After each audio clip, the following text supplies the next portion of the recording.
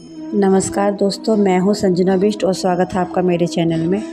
महाभारत में शकुनी को कौन नहीं जानता। शकुनी एक ऐसे इंसान थे जिन्होंने इस युद्ध को जन्म दिया। दुर्योधन हर काम शकुनी से पूछकर करते थे। शकुनी की राय बिना दुर्योधन कुछ भी काम नहीं करते थे। पर क्या आप जानते हो असलियत में मामा शकुनी कौन थे? और वे दरअसल कौरवों का ही विनाश चाहते थे। जानने के लिए अंत तक बने रहिए मेरे साथ मेरी वीडियो में। जिसने भी महाभारत देखी है वह सब शकुनी से बहुत नफरत करते हैं। उन्हें लगता है कि शकुनी कौरवों का सबसे बड़ा शुभचिंतक है और वह महाभारत के युद्ध में कौरवों के विजय और पांडवों की हार चाहता था। पर ऐसा कुछ नहीं है, क्योंकि शकुनी हमेशा से ही कौरवों के वंश का अंत चाहता था। इसके पीछे एक कथा है। शकुनी दुर्योधन की माता गांधारी के छोटे भाई थे।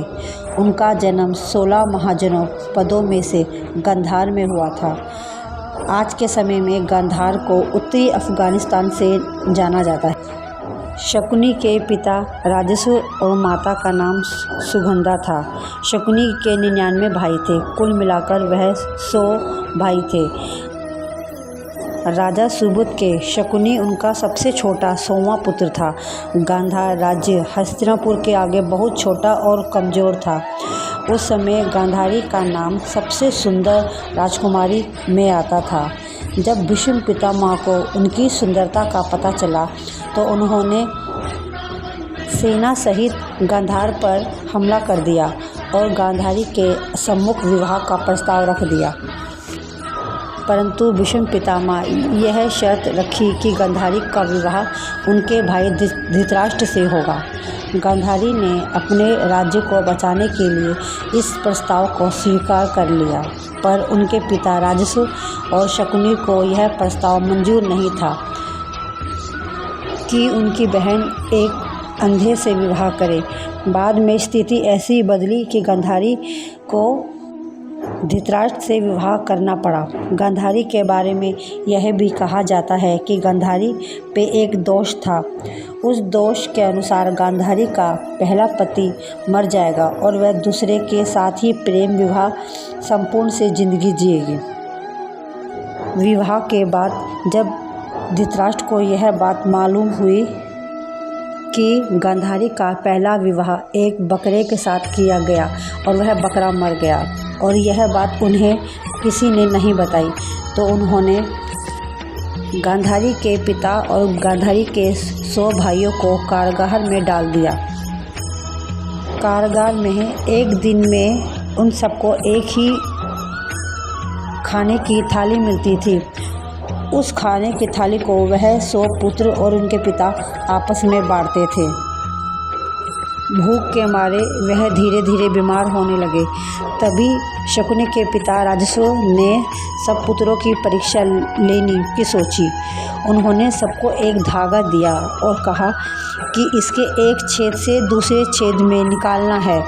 वह छेद इतना छोटा था कि कोई भी नहीं कर पाया, लेकिन जब शकुनी की बारी आई तो उन्होंने वह धागा एक चींटी के पैर में बांध दिया और वह चींटी उस धागे को लेकर एक छेद से दूसरे छेद में निकल गई।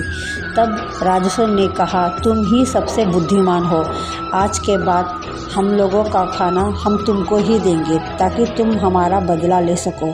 धीरे धीरे भूख के मारे सबकी मृत्यु हो गई और जब उनके पिता का मृत्यु का अंतिम समय था तो उन्होंने कहा, मेरी मृत्यु के बाद मेरी रीढ़ की हड्डी के पासे बना लेना।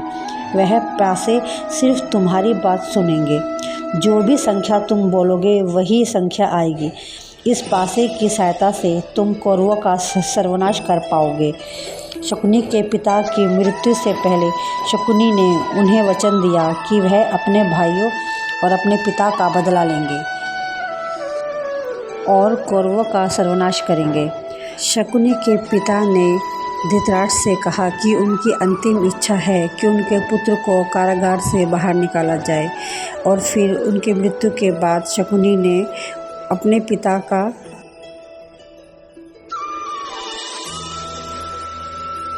अंतिम संस्कार किया और उनकी रीढ़ की हड्डी के पासे बनवाए, वो पासे जो सिर्फ उसी की सुनते थे।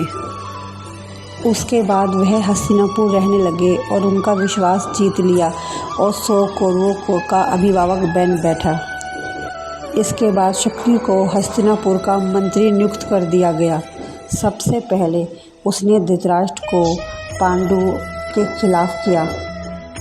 पांडु के खिलाफ षड्यंत्र रचा और राज सिंहासन पर धृतराष्ट्र का अधिकार जमा दिया। धीरे धीरे शकुनी ने दुर्योधन को अपने मोह माह में बांध दिया। शकुनी ने न केवल युद्ध के खिलाफ भड़काया बल्कि महाभारत की युद्ध की नीति भी रखी। महाभारत के अनुसार पांडवों की पिता की मृत्यु पहले ही हो चुकी थी। हस्तिनापुर जाकर उसने सबसे पहले शकुनी ने दुर्योधन को अपना मोहरा बना दिया था। शकुनी हर समय बस मौके की तलाश में रहते थे, जिसके चलते कौरवों और पांडवों का भयंकर युद्ध हुआ।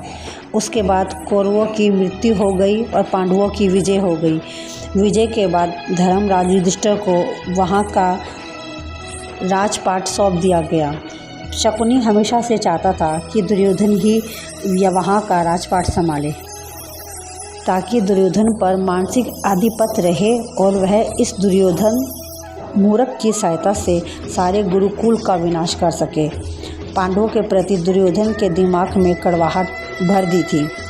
यहाँ तक पांडवों को बंजर जमीन भी दी, पर पांडवों ने उसे भी अपनी मेहनत से इंद्रप्रस्थ में बदल दिया। और मैं आपको बता दूं, शकुनी की मृत्यु के बाद शकुनी को स्वर्ग मिला था। कुरुक्षेत्र युद्ध में जितने भी लोग युद्ध लड़ रहे थे उन सबको स्वर्ग मिला था, क्योंकि कृष्ण के कहने पर कृष्ण ने कहा कि वह उनकी कर्म भूमि है और वह सब अपना कर्म करके इस दुनिया से गए हैं, इसलिए इन सबको स्वर्ग में।